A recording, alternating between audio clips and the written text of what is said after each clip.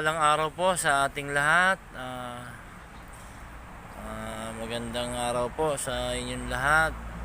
At welcome po sa Fiber Display Center. Ito po yung ating unit available. Pure stainless po ang body niya na diesel engine. Ang makina po nito is Isuzu C240 po.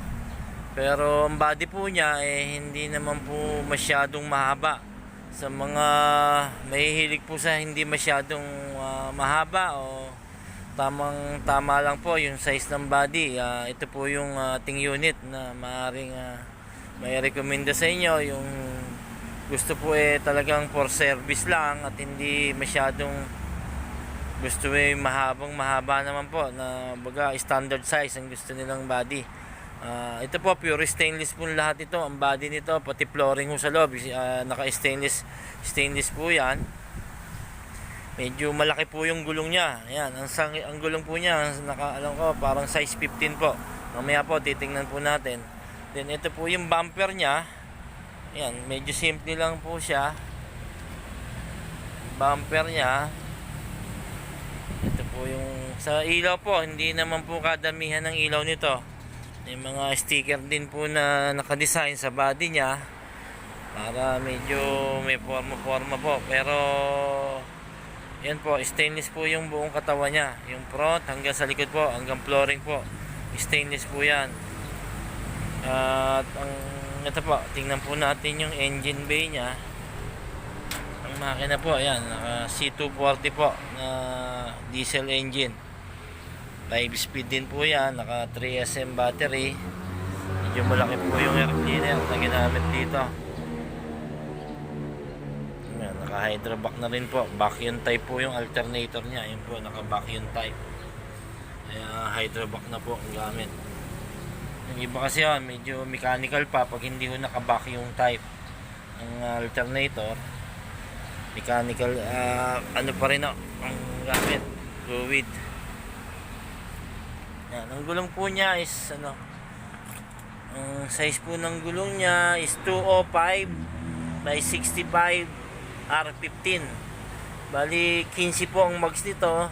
Naka 15 po ang gulong na naka 5 stud na po siya. Yan, 5 stud po. Color of yellow and white. Yan po. Mapapansin niyo po yung fender niya, hindi mo masyadong mahaba tulad po ng mga long body natin na mahaba yung fender.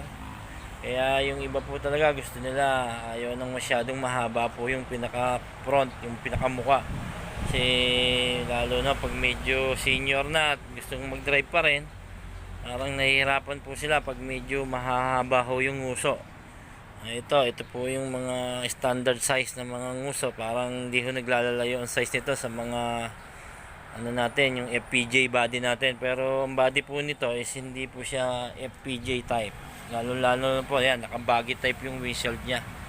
Yung po kasing mga FPJ type, kung mapapansin nyo dito sa part na to, straight lang po yan. Bali kwadrado po yung salamin nya. Pero ito, kung mapapansin nyo, medyo naka-slant po yan. Kaya yan po yung tinatawag nating baggy type. Yan po yung typical na ginagamit sa mga owner type jeep, yung mga baggy type. Then pag mga windshield po yung naka box type, yan po yung usually gamit sa mga APJ at saka sa mga Tamiya. Yan po yung mga ginagamit nating mga windshield. Yan po yung body nya, stainless po yan. Yan po yung haba nya, kung makikita nyo.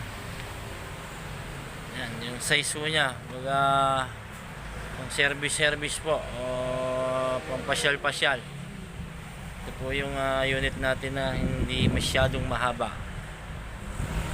Sa mga ayaw po ng masyadong mahaba, ito po yung isa nating available unit po na pure stainless Isuzu C240 po ang makina nya.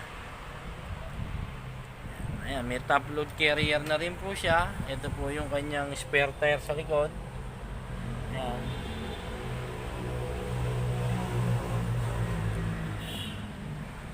Meron na rin po siyang side tube dito sa side. Ayan, both side po meron yan. Then ito po yung loob, naka console box po siya. Ayan.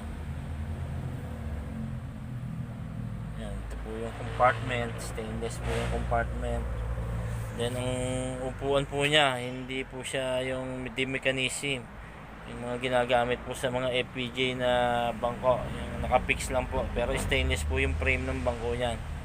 Yan, naka leather na po yan. Then ito po yung space niya sa loob.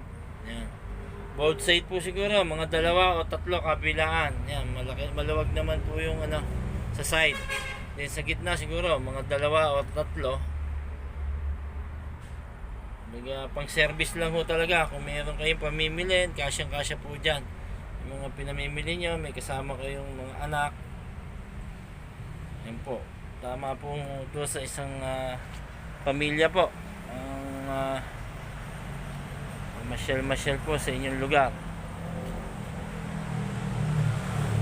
Ayan, ito po yung ating Isuzu C240 pure stainless po. Ang body medyo standard po ang size lang niya, hindi po siya totoong mahaba. Kaya sa mga mahihilig po sa mga ganito pong style na unit, mag-message lang po kayo or mag-text kung may katanungan po kayo at gusto nyong malaman. Tawag lang po kayo sa number na sa bawat introduction po ng ating mga video. Then may mga messenger po tayo tulad po sa mga nasa labas ng bansa. Pilit ko po kayong sasagutin sa abot ng aking makakaya. Muli po, maraming pong salamat at God bless po sa ating lahat.